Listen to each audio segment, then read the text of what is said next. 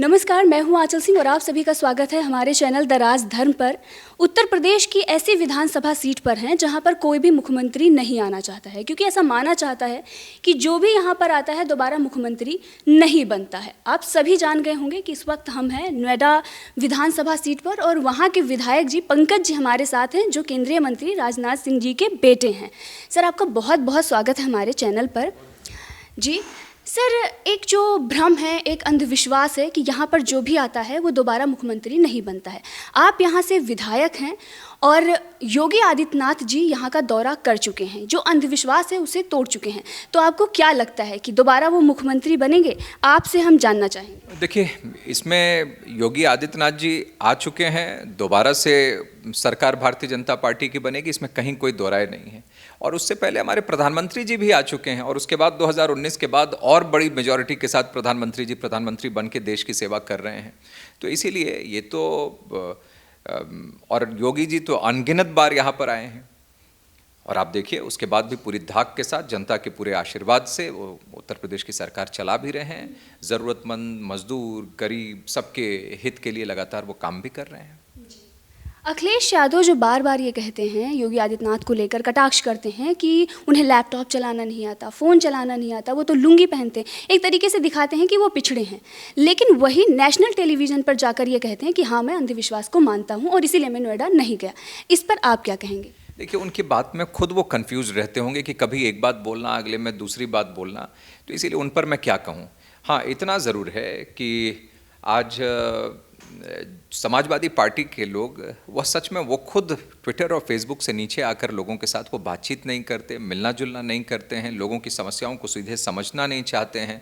और योगी आदित्यनाथ जी का जीवन हमेशा ही लोगों के लिए, यहाँ की परंपरा संस्कृति के लिए, लोगों की सेवा में, वो जब सांसद थे तब भी वो बाढ़ग्रस्त इलाकों का दौरा करना हो, चाहे गरीबों के साथ खड़े होना हो, वो हमेशा लोगों के साथ जुड़े रहे हैं।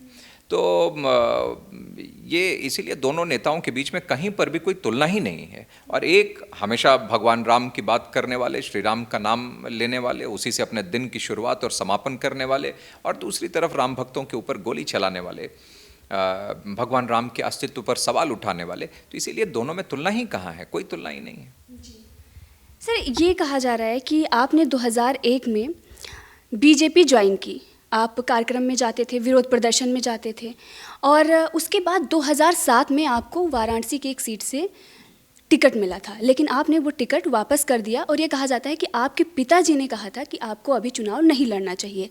तो क्या ऐसा था कि उस वक्त आपको मना कर दिया गया और उसके बाद 2017 में आपको टिकट मिलता है? तो इतना लंबा सफ़र जो आपने तय किया और उस वक्त पार्टी में रहकर काम करते हुए, कि आपको कभी मन नहीं किया कि नहीं, पिताजी गलत कर रहे हैं, हमें टिकट लेना चाहिए और चुनाव लड़ना चाहिए? क्या कहेंगे आप अपनी जर्नी पर?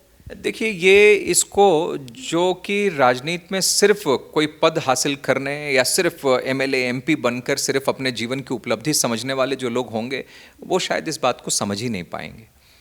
2007 में जब टिकट मिला था तो मैंने आग्रह किया था कि मैं, क्योंकि पिताजी राष्ट्रीय अध्यक्ष थे, हाँ, उनकी इच्छा भी नहीं थी कि उनके राष्ट्रीय अध्यक्ष रहते हुए मैं काम करूं, या नया मैं एकदम, उस समय लगभग 7-8 साल ही हुए थे काम करते हुए। उनकी इच्छा थी कि मैं और लंबे समय तक कार्यकर्ताओं के बीच में काम करूं, फिर कभी भविष्य में पार्टी अगर विचार करेगी तो देखेंगे। तो मैंने उनकी इच्छा का सम्मान भी करते हुए, और मुझे भी लगा कि नहीं, ये बात सही है, तो मैंने आग्रह किया। श्रद्धेय अटल बिहारी वाजपेयी जी ने पीठ पे और सिर पे हाथ रख के मुझे आशीर्वाद इस बारे में दिया। तो मेरे लिए उससे बड़ी उपलब्धि, उस समय विधायक बनने से ज़्यादा बड़ी उपलब्धि श्रद्धेय अटल बिहारी वाजपेयी जी का जो आशीर्वाद था, वो मेरे लिए बहुत बड़ी उपलब्धि रही। और देखिए, आज तो मैं 2017 में फिर विधायक बन भी गया, लेकिन आज मैं चाहकर भी एड़ी चोटी भी मैं रगड़ देता तो श्रद्धेय अटल बिहारी वाजपेयी जी का मैं आशीर्वाद कैसे मिलता। तो ये अपने अपने सोचने का तरीका है। मैं मानता हूँ कि, और उसके बाद इतना ही नहीं, मैं युवा मोर्चा का अध्यक्ष भी पद छोड़ा। मैं 2012 का फिर से उसी विधानसभा से आदरणीय नितिन गडकरी जी ने मुझे टिकट के लिए कहा, उस समय भी मैंने आग्रह किया कि नहीं, थोड़ा और काम करूँगा। तो ऐसे करते हुए फिर 2017 में मिला। 17 में चुनाव जब हुआ तो मैंने कोशिश किया है कि जनता के साथ मिलकर उनके हित के लिए जो भी कदम उठा सकूं वो लगातार उठाता रहूं। तो पॉलिटिक्स तो हमेशा, राजनीति में हूं तो लोगों की सेवा करने के लिए, सिर्फ ये एमपी एमएलए और ये बनकर सिर्फ अचीवमेंट हासिल करना ये मेरा लक्ष्य है ही नहीं। मैं जब हूं पॉलिटिक्स में और जब तक रहूंगा तब तक लोगों के हित के लिए पूरी ईमानदारी पूरी ताकत के साथ काम करता रहूंगा और वही कोशिश मैं कर रहा हूं। सर, एक सवाल है जो जनता जानना चाहती है कि राजनाथ सिंह जी का कितना प्रभाव रहता है आपके राजनीतिक करियर पर, या कोई भी फैसले आप लेते हैं तो क्या कभी ऐसा होता है कि वो आपको बोलते हैं और आकर सिखाते हैं कि नहीं आपको ऐसा नहीं ऐसा करना चाहिए, जैसे वो उस वक्त उन्होंने आपको बताया, तो कितना प्रभाव रहता है? और कहीं ना कहीं क्या आपको ऐसा लगता है कि आप राजनाथ सिंह जी के बेटे हैं इसीलिए आपको ये सारी चीज़ें बहुत आसानी से मिल जा रही हैं? देखिए, आसानी से अगर आप कहें तो अब इसका मैं कोई वो समझ नहीं पाऊंगा, क्योंकि मैं लगातार 2001 से, आपने खुद ही कहा है, मैं काम करते हुए 2017 में 17 साल के बाद मैं विधानसभा का चुनाव लड़ा हूं, तब जबकि पिताजी हमारे खुद मुख्यमंत्री, महामंत्री, राष्ट्रीय अध्यक्ष दो बार सब कुछ वो रह चुके, उसके बाद मैं 17 में चुनाव लड़ा है। साथ में मैंने चुनाव लड़ने से कि कार्यकर्ताओं के मन पर कोई प्रतिकूल प्रभाव ना पड़े, मैं उनके साथ और काम करके उनका विश्वास जब मिले तो मैं काम करूंगा, तो ये सब मैंने किया है। और देखिए, इसी अपने सिद्धांतों के साथ आगे बढ़ा हूं और हमेशा सिद्धांतों के साथ ही राजनीति करूंगा। और भारतीय जनता पार्टी के नेताओं की, भारतीय जनता पार्टी के विचारधारा की जो ये हमेशा ये है राजनीति, उसके साथ मैंने सोच, उसके साथ मैंने काम किया है, तो यही कोशिश किया हूँ हमेशा। सर, ये आरोप आप पर लगता रहता है कि जैसे आपने देखा होगा मयंक जोशी जी को लेकर, तो वहाँ पर भी सीट उट की बात चल रही थी, तो हम एक बीजेपी के ही नेता के घर गए तो हमने उनसे पूछा कि आप भी टिकट चाह रहे हैं विधानसभा में, जबकि वो राज्यसभा में ऑलरेडी थे। तो उन्होंने कहा नहीं, हम अपने पत्नी के लिए चाह रहे हैं। तो मैंने कहा पार्टी ने तो रूल बना दिया है कि भाई अगर कोई भी परिवार का एक सदस्य है तो फिर दूसरे को नहीं मिलेगा, तो उन्होंने आपका नाम लिया। तो इसीलिए मैंने इससे पहले वाला सवाल पूछा था सर, और इस पर आप क्या जवाब देंगे उनको? जैसे कि आपने कहा कि 2001 से आप काम कर रहे थे, 2017 में जाकर आपको टिकट मिला। देखिए, मुझे किसी की व्यक्तिगत बातों पर मुझे किसी के जवाब देने की मैं ज़रूरत नहीं है। इस पे पार्टी की लीडरशिप ने कई बार क्लियर कर दिया, और 17 साल का समय अपने आप में सभी बातों का जवाब है। ये एक बात छिपी हुई नहीं है कि लिस्ट रिलीज़ होने के बाद 2007 में मैंने कहा कि नहीं, चुनाव मैं कार्यकर्ताओं के बीच में और लंबा काम करने के बाद मैं काम करूंगा। मिलने के 10 साल बाद मैं चुनाव लड़के आया हूं, तो इसीलिए मुझे लगता है कि वो बात हो गई। हाँ, ऐसे लोग जो स्कूल से निकले और तुरंत सीधे अपने पिता के या परिवार के प्रभाव पर आकर सिर्फ सदन में सीधे बैठ गए, ऐसी पॉलिटिक्स को ज़रूर मैं ठीक नहीं मानता हूं। लेकिन जनता के साथ संवाद, कार्यकर्ताओं के साथ एक काम और कार्यकर्ता के रूप में किसी भी संगठन में एक विचारधारा को लेकर लगातार काम करते हुए कोई आगे बढ़ता है तो वो एक अलग बात है। तो अब तो मैं पार्टी का 4 बार मैं महामंत्री रह लिया, उपाध्यक्ष हूँ, आज मैं ट्रेनिंग सेल का मैं इंचार्ज हूँ, यूथ विंग का स्टेट का इंचार्ज हूँ, किसान मोर्चा का मैं पहले इंचार्ज रह चुका हूँ, गोरखपुर क्षेत्र का मैं 6 साल लगभग प्रभारी पूरे 13-14 लोकसभा का मैं रह चुका हूँ। तो लगातार मैं काम कर रहा हूँ। तो लेकिन हाँ, मैं ये ज़रूर कहूँगा कि जिनको भी आना है पार्टी की विचारधारा के साथ काम करते हुए आगे बढ़े। पार्टी अपने आप विचार करती है और करेगी। सर, आपने गोरखपुर का नाम लिया तो हम बात करेंगे आपके पिताजी की। मिर्ज़ापुर से उन्होंने अपने पॉलिटिकल करियर की शुरुआत की थी, तो आपको कभी ऐसा नहीं लगा कि आपके पिताजी का जो जनाधार बना है उसी सीट पर हम जाकर चुनाव लड़ते हैं? आपने नोएडा ही क्यों चुना? ऐसा क्या था नोएडा में? देखिए, मैंने कहा ना कि ये पहली बार पार्टी ने टिकट मुझे वाराणसी से दिया। उसके अलावा मुझे 2012 में लखनऊ से मुझसे कहा गया, हालांकि फिर बाद में कोई वरिष्ठ नेता थे वो वहाँ पर लड़े। फिर मुझे बनारस के लिए कहा गया, लेकिन अंततः मैं नोएडा से चुनाव लड़ा हूँ। तो समय के साथ ये अपने आप में इस बात को बताता है कि मैंने पूरे स्टेट में लगातार मैंने कार्यकर्ता के रूप में लगातार काम किया था, और ये भी अपने आप में इस बात को सिद्ध करता है कि पार्टी जो कहेगी मैं वो करूँगा। पार्टी जहाँ बोलेगी, जिस भी दायित्व पर बोलेगी, छोटा हो बड़ा हो, जो बोलेगी मैं वो करूँगा। मैं पार्टी का एकदम प्रतिबद्ध कार्यकर्ता हूँ, विचारधारा से बिल्कुल बंधा हुआ कार्यकर्ता हूँ, और इस बात को मैं समझता हूँ कि पार्टी में लगातार इस पार्टी को बढ़ाने में करोड़ों करोड़ ऐसे लोगों का हाथ है, ऐसे लोगों का त्याग, तपस्या, परिश्रम है, पसीना लोगों ने बहाया है, तब जाकर भारतीय जनता पार्टी आज विश्व की सबसे बड़ी पार्टी, देश की सबसे बड़ी पार्टी बनी है। तो इसको बनाए रखने के लिए जो कुछ भी मैं हो सकेगा मैं वो करूँगा, और ऐसे नेतृत्व जिन्होंने कि इस पार्टी को बढ़ाया है कार्यकर्ताओं के साथ मिलकर, उनके प्रति मैं आभारी हूँ कि उन्होंने मुझे इस कम उम्र में ही मुझे महामंत्री से लेकर संगठन का मंत्री और अनेक दायित्वों पर काम करने का मौका दिया है। सर, नोएडा की अगर हम इस विधानसभा की बात करें तो 5 साल में आपने कौन ऐसे काम किए हैं, कौन कौन से बड़े काम जिसकी वजह से जनता आपको फिर से लखनऊ भेजे? देखिए, बहुत सारे काम किए हैं 5 साल में तो। हाँ जी, 5 साल में तो बहुत चीज़ें बदल गई। मैं इधर 5 साल में बहुत चीज़ें बदली हैं। और आप लोगों ने अगर देखा होगा उस समय तो कानून व्यवस्था की स्थिति को लेकर बहुत चर्चा होती थी। मैं जब चुनाव में पिछले गया था तो मुझे खुशी है कि इन सब चीज़ों को देखते हुए सबसे पहले अगर उत्तर प्रदेश में कहीं पुलिस कमिश्नरेट सिस्टम लागू हुआ तो हमारे नोएडा से शुरुआत उसकी हुई थी। और जिला छोटा था लेकिन उसके बावजूद सबसे ज़्यादा इसको आवश्यकता थी, हम लोगों ने भी हमेशा मांग की थी, तो सबसे पहले ये हुआ। डिप्टी रजिस्ट्रार, क्योंकि एओएज आरडब्ल्यूएज यहाँ पर हैं तो हर मुद्दे को लेके उनको मेरठ जाते थे, अब 2 दिन यहाँ बैठते हैं, आगे और भी दिन उसको बढ़ाएंगे। ट्रांसफ़र चार्जेस जो मकान खरीदने बेचने में लगता था उसको 50% कम किया। यह आज की मांग नहीं थी, ये सब बहुत पहले की मांग थी, लेकिन इसको किया भारतीय जनता पार्टी ने। हम लोगों ने उन मुद्दों को उठाया।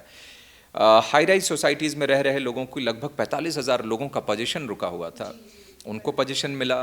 लगभग 22-23 हज़ार लोगों ने रजिस्ट्री उस पर करी। हालांकि मुझे आज भी, मैं देखिए सपा बसपा कांग्रेस की तरह नहीं कर सकता कि करेंगे कुछ नहीं लेकिन बोलते सब कुछ है। मैं ज़रूर कहता हूं कि इसको और तेज़ी के साथ मुझे आगे बढ़ाना है। मुख्यमंत्री जी ने भी कहा है कि आने के बाद सरकार में इसको और तेज़ी के साथ इसमें गति देंगे। तो ये सब बहुत सारे काम किए हैं। शहर में पार्क्स बने हैं, एलईडी लाइट्स 1 लाख से भी ज़्यादा लगी है। हैबिटेट सेंटर, ये मांग होती थी, हैबिटेट सेंटर बन के तैयार हुआ है। यहाँ के सरकारी प्राइमरी स्कूलों में शायद ये पहली जगह ऐसी है जहाँ पर कि आप देखेंगे तो बच्चों का और पेरेंट्स, ये पेरेंट टीचर मीटिंग शुरू हमने कराई है। Smart boards, toilets, water cooler, building का रेनोवेशन, इन सब चीज़ों पे काम किया है। हाइजीन सैनिटेशन की अलग से ट्रेनिंग बच्चों की, टीचर्स की, ताकि लर्निंग आउटकम अच्छा होता रहे। तो सभी छोटी लेकिन महत्वपूर्ण बातों पे हमने काम किया और हर बात को सिर्फ राजनीति के साथ जोड़कर या वोट के साथ जोड़कर कभी मैंने नहीं देखा है, ना कभी देखा है, ना भविष्य में कभी इस तरीके से देखूंगा। जो लेकिन लगता है कि एक नागरिक के नाते जिम्मेदारी मेरी बनती है, जनप्रतिनिधि के नाते जिम्मेदारी बनती है, उसका निर्वहन ईमानदारी के साथ हमेशा करता रहा हूँ, करता रहूँगा। और कोविड के समय में भी, क्योंकि वो सेवा के काम है, मैं उन सब चीज़ों का जिक्र मैंने कभी भी अपने ट्विटर फेसबुक पे भी मैंने कभी नहीं किया है। मुझे लगता है कि वो सेवा के काम थे, लेकिन इतना मैं कह सकता हूँ कि रात दिन, चाहे वो कॉन्सेंट्रेटर्स हो, चाहे वो राशन वितरण हो, उसमें रात दिन लगाकर हम लोग उसमें अपने कार्यकर्ताओं के साथ खड़े रहे।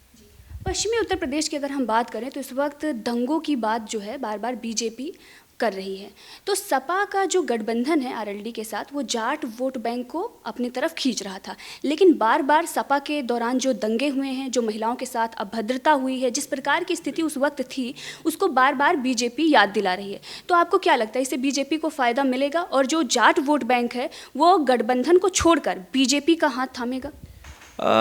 देखिए, एक तो मैं बताऊं कि कहीं पर भी कोई प्रतिकूलता नहीं है। सभी जगह लोग भारतीय जनता पार्टी के, नरेंद्र मोदी जी, योगी जी के विचारधारा से लोग प्रभावित हैं, उनके काम करने के तरीके से प्रभावित हैं, राष्ट्रवादी विचारधारा से प्रभावित हैं। और ऐसे लोग जो पाकिस्तान और चाइना के, जब देश को ज़रूरत हो तो पाकिस्तान और चाइना के साथ अपनी आवाज़ मिलाने लगते हों, ऐसों को कोई देखना ही नहीं चाहता है। तो देखिए, इन सब बातों का जिक्र तो लोग करते ही हैं। जब चुनाव आता है तो बहुत सारी बातें होती हैं, जो आपने किया है उसकी भी तारीफ लोग करते हैं, कहीं कहीं पे अगर कोई नहीं हुआ है तो वो भी जानकारी भी देते हैं। तो लोकतंत्र में तो ये बातें तो होती ही हैं। तो स्वाभाविक रूप से ये सब जो प्रमुख मुद्दे थे, ज्वलंत मुद्दे थे, जो बदलाव हुआ है, तो उन सब चीज़ों की चर्चा भाजपा तो करती ही है। तो हम अपने डेवलपमेंट के मुद्दे भी गिनाते हैं, लेकिन जनता ये भी याद दिलाती है कि नहीं, किस तरीके से लोगों ने सैकड़ों साल तक राम मंदिर का इंतज़ार किया था, लेकिन वो राम मंदिर अब बन रहा है। काशी विश्वनाथ धाम अब भव्य स्वरूप में आया है। लेकिन जनता ये भी देखती है कि जब हम मथुरा की बात करते हैं तो सपा, कांग्रेस और बसपा के पेट में दर्द होने लगता है। तो इन सब चीज़ों को लोग देखते हैं ना। तो देखिए, परंपरा, अपनी संस्कृति, अपनी पहचान तो सभी बनाना चाहते हैं। तो अपनी इस बात का एहसास लोगों के मन में है और ये लगता है कि भाजपा के आने के बाद इतना तो तय है कि कोई भी अब भारत की संस्कृति, भारत की परंपरा के साथ छेड़छाड़ नहीं कर पाएगा और वो पहचान पूरे विश्व को में भारत को एक ऊंचे स्थान पर पहुंचाएगी। सर, ये आखिरी सवाल है। मैं अवध से हूँ और वहाँ के जो लोग हैं राजनाथ जी के बहुत बड़े फ़ैन हैं, तो क्या आप अगर कभी उधर से चुनाव लड़ने का मौका मिलता है तो लड़ेंगे, और उसके बाद क्या बदलाव आप करेंगे? राम मंदिर तो बन ही रहा है, उसके बाद आप उधर के लोगों के लिए क्या करेंगे? नहीं देखिए, उधर नहीं, बिल्कुल ये यहाँ भी किया और कहीं पर भी देखिए, हम लोग जब काम करते हैं तो सभी के हित की बात करते हैं और अपना तो संस्कृति में पूरे वसुधैव कुटुंबकम की बात करते हैं, पूरा विश्व ही परिवार है। तो जो भी जहाँ पर भी दुखी है, परेशान है, उन ज़रूरतमंद है, उनके साथ खड़े रहे भी हैं, रहता हूँ, भविष्य में भी रहूँगा। फिर उसमें कोई भाषावाद, क्षेत्रवाद, किसी भी तरीके से उसमें डिस्क्रिमिनेशन नहीं होना चाहिए।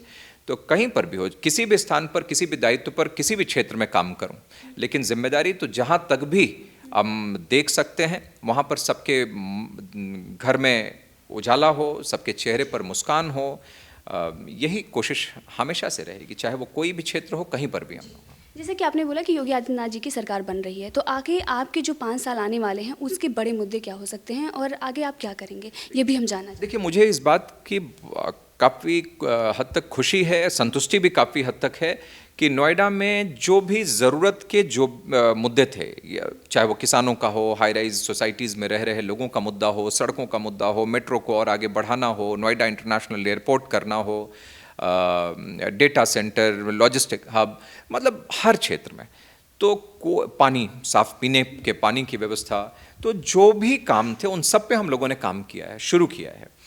और देखिए, उसी पर हम लोग उसको और आगे बढ़ाते हुए एक यहाँ के वर्क कल्चर में ही आ जाए कि स्वतः लोगों की समस्याओं का समाधान होता रहे, ये आगे कोशिश करेंगे।